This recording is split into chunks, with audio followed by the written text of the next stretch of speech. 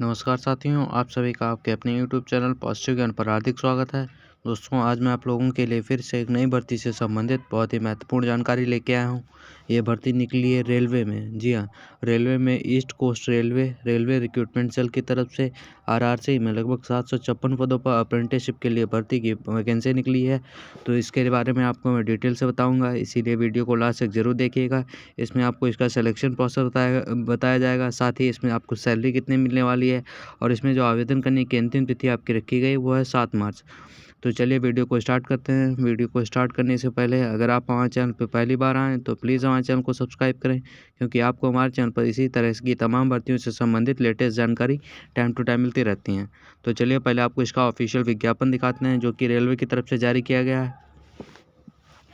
ये देख सकते हैं, बिल्कुल ऑफिशियल नोटिफिकेशन है। ये रेलवे की तरफ से जारी किया गया, आप ऊपर पढ़ भी सकते हैं नाम, East Coast Railway recruitment cell Bhubaneswar की तरफ से जारी किया गया है। यहाँ पे देखिए सब्जेक्ट भी इसको पढ़ सकते हैं। सब्जेक्ट लिखा हुआ engagement of apprenticeship under the apprenticeship act 1961 over East Coast Railway for the year of 2021 से 22 के लिए अप्रेंटिसशिप का यहाँ पे नोटिफिकेशन जारी किया गया है। जो इसमें आपकी अप्लाई करने की स्टार्टिंग डेट है वो आपकी 8 फरवरी 2022 से स्टार्ट हो चुकी है, और जो इसमें आवेदन करने की अंतिम तिथि है आपकी वो रखी गई 7 मार्च 2022। तो इससे पहले आप लोग इसमें आवेदन कर दीजिएगा अगर आपके पास ये एलिजिबिलिटी है। तो बात कर लेते हैं इसमें मोड ऑफ सिलेक्शन प्रोसेस क्या रहने वाली है। तो यहाँ पे देखिए, मैं आपको इंग्लिश में पढ़ के पहले बताता हूँ, फिर उसके बाद आपको हिंदी में इसके बताएंगे। लिखा हुआ है, selection will be on the basis of merit list prepared in the respect of all candidates who apply against the notification. The merit list will be prepared by taking average of matriculation with minimum 50% mark aggregate plus ITI in trade in apprenticeship is to be marks. यानी कि आपका जो 10th में जितने marks होंगे plus 10th के marks के 50% plus ITI के जो आपके ट्रेड में जो अप्रेंटिसशिप में मार्क्स प्राप्त किए उसके 50% जोड़ के यहाँ पे आपकी फाइनल मेरिट जो है तैयार की जाएगी। यानी कि 10वीं में आपके जितने नंबर होंगे प्लस ITI में जो आपने नंबर प्राप्त किए होंगे उनका 50% जोड़ के फाइनल मेरिट बनाई जाएगी। द लिखा हुआ, the panel will be prepared taking the average of the percentage marks obtained by candidate in both matriculation and ITI examination, giving equal weightage to both. A candidate secured 80.58% marks in matriculation exam. अगर एक candidate ने 80% आपने यहाँ school में प्राप्त किए हैं और 91% आपने ITI में, then qualifying will be selection will be. यहाँ पे देखिए आपका पहले इसका टोटल जोड़ लिया जाएगा।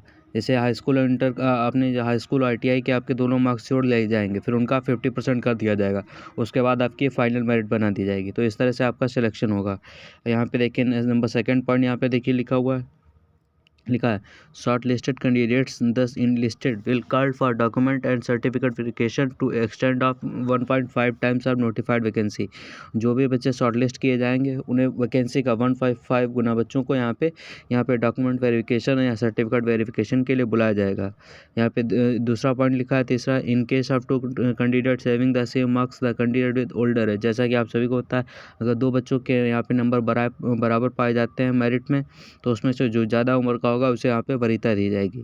यहाँ पे चौथा पॉइंट है, ये final merit list will be prepared unit wise, state wise, community wise, equal to the number of slots in the descending orders of percentage and marks obtained by the candidates as stated above. यानी जो आपकी final merit list बनाई जाएगी वो आपकी unit wise भी बनाई जाएगी, ट्रेड वाइज भी और कम्युनिटी वाइज। यानी कि आपकी कास्ट वाइज भी, ट्रेड में कितनी वैकेंसी है और यूनिट में कितनी वैकेंसी है, उस हिसाब से आपकी यहाँ पे फाइनल मेरिट जो है वो बनाई जाएगी। उसके बाद लिखा है, candidates finally enlisted would be subjected to verification of original testimonials and being found fit in appropriate medical examination by railway as applicable for the workshop or the unit है। यानी कि आपका जो फाइनल सिलेक्शन होगा वो आपके medical examination के बाद ही होगा, उससे पहले नहीं आपका फाइनल जो है नहीं माना जाएगा। मेडिकल एग्जामिनेशन आप पास कर लेंगे उसके बाद ही आपका यहाँ पे फाइनल सिलेक्शन माना जाएगा। यहाँ पे देखिए एक मेन पॉइंट यहाँ पे तीसरा लिखा है, during submission of online application और registration number will be issued of each applicant. Candidates are advised to preserve their registration number for the further stage of recruitment. यानी कि अपना जो ऑनलाइन आवेदन करेंगे आपको जो रजिस्ट्रेशन नंबर मिलेगा उसको आप लोग संभाल के रखिएगा, वो आगे की प्रक्रिया में काम आएगा। उसके बाद यहाँ पे वैकेंसी बताई गई है कि किस यूनिट में आपके कितनी वैकेंसी है। जैसे कि इसमें 4 यूनिट है। पहली यूनिट जो है गैरेज रिपेयर वर्कशॉप मानचेश्वर भुवनेश्वर में है, मैनचेस्टर भुवनेश्वर, इसमें 190 पोस्टें हैं आपकी। फिर दूसरी आपकी खुर्दा रोड डिवीज़न में है, इसमें 237 पोस्टें हैं। फिर आपकी वालतेर डिवीज़न में है, इसमें 263 पोस्टें हैं। फिर संबलपुर डिवीज़न में आपकी 66 पोस्टें हैं। संबलपुर डिवीज़न में 66 पोस्टें हैं, तो टोटल यहाँ पे 756 पोस्टें हैं। तो इसमें देख के आप लोग आवेदन करिएगा। इसमें 756 पोस्टें हैं। आप देखते हैं अगला यहाँ पे देखें, इसको हटा के अब आप लोगों ने यहाँ पे सिलेक्शन प्रोसेस देख लिया। अब इसके बाद बताते हैं आपको किस कैटेगरी में कितनी पोस्टें हैं। जैसे कि आप देख सकते हैं इसमें 10 तरह की पोस्टें हैं ट्रेडों की। पहली ट्रेड आपकी फिटर है, फिर वेल्डर है, इलेक्ट्रीशियन है, मैकेनिस्ट है, रेफ्रिजरेशन है, wireman, carpenter, sheet metal worker है, पेंटर की है, मैकेनिक MV की है। तो ये इस तरह की पोस्टें हैं। आप लोग जो आवेदन करिएगा उससे पहले इनके पोस्टों को पढ़ लीजिएगा कि आपके पास पोस्टें हैं कि नहीं है। अगर हैं तो बहुत ही अच्छी बात है, आप लोग इसमें ज़रूर आवेदन करिएगा। अप्रेंटिसशिप जो रेलवे की होती है वो बहुत ही अच्छी मानी जाती है, तो आप लोग इसमें ज़रूर आवेदन करिएगा। अब नेक्स्ट चीज़ दिखाते हैं आपकी एलिजिबिलिटी कंडीशंस क्या है इसमें। यहाँ पे देख सकते हैं एलिजिबिलिटी कंडीशंस। यहाँ पे मैं आपको पढ़ के दिखाता हूँ।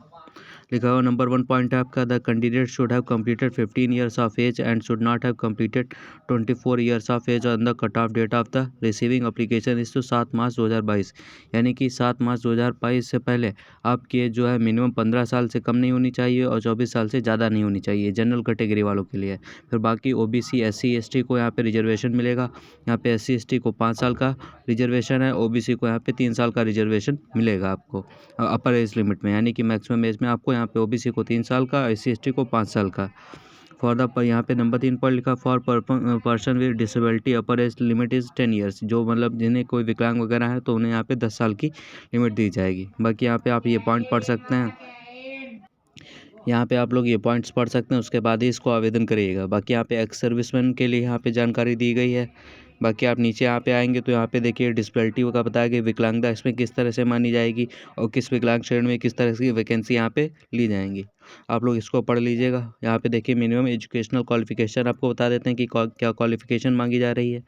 यहाँ पे ये देखिए लिखा हुआ मिनिमम एजुकेशनल क्वालिफिकेशंस, यहाँ पढ़ लीजिएगा। लिखा हुआ है the candidate must have pass 10th class examination और its equivalent under 10+2 examination system with minimum 50% marks. यानी कि आपने या तो हाई स्कूल या इंटर जो है लगभग 50% मार्क्स के साथ किया हो, कम से कम 50% मार्क्स आपके होने चाहिए हाई स्कूल या इंटर में। प्लस आपके पास में यहाँ देखिए लिखा है from recognised board and also should possesses the national trade certificate in notified trade issued by NCVT SCVT। और आपके पास नेशनल ट्रेड सर्टिफिकेट जो ITI का होता है, NCVT का हो SCVT का हो, वो आपके पास ज़रूर होना चाहिए। उसके बाद ही आप इसमें अप्लाई कर सकते हैं।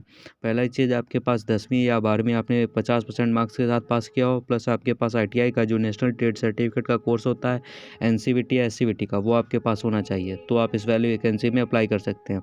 रिलेटेड ट्रेड का जैसे कि टर्नर का है, फिटर का है, किसी भी ट्रेड में आपका डिप्लोमा हो तो आप इसमें अप्लाई कर सकते हैं। वहीं अगर फीस ऑफ एप्लीकेशन फ़ीस की बात की जाए तो ये एप्लीकेशन फ़ीस आपकी 100 रुपये रहने वाली है। ये नॉन रिफंडेबल है, मतलब बाद में वापस नहीं की जाएगी आपके। और पेमेंट जो इसमें ये ऑनलाइन तरीके से होगा। पूरा मेथड जो इसमें एप्लीकेशन का है वो ऑनलाइन है। ऑनलाइन आप लोग अप्लाई कैसे करेंगे तो यहाँ पे देखिए वेबसाइट दी गई www.rcc और www.rcbbs.org.in, इससे आप अप्लाई कर सकते हैं। बाकी आपको इसमें सैलरी बता देते हैं, इसमें सैलरी किस हिसाब से मिलेगी आपको। यहाँ पे देखिए लास्ट डेट ऑफ एप्लीकेशन देख सकते हैं। यहाँ पे देखिए लिखा हुआ है 7 March 2022 last date of application है। बाकी यहाँ पे ये सब पढ़ के ही आप लोग अप्लाई करिएगा। यहाँ पे देखिए ट्रेनिंग पीरियड स्टिपेंड, यानी ट्रेनिंग पीरियड में जो आपको मानदेय मिलने वाला है वो किस तरह से मिलेगा। यहाँ पे देखिए लिखा हुआ है the selected candidate will engaged as apprenticeship for the period as applicable for the designated trade and they will be paid stipend during their training as per the rules of the state government।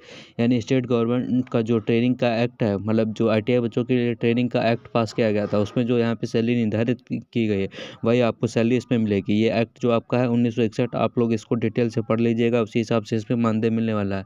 यहाँ पे दूसरा point लिखा है no hostel accommodation will be provided and selected candidate will have to make their own arrangement during their training as per apprenticeship act 1961। They will be released on the completion of the training. यानी कि आपको इसमें किसी तरह का मतलब विभाग की तरफ से, रेलवे की तरफ से कोई भी हॉस्टल वगैरह यहाँ पे अलॉट नहीं किया जाएगा। आपको अपना इंतजाम खुद करना पड़ेगा, सिर्फ आपको यहाँ पे मानदेय दिया जाएगा।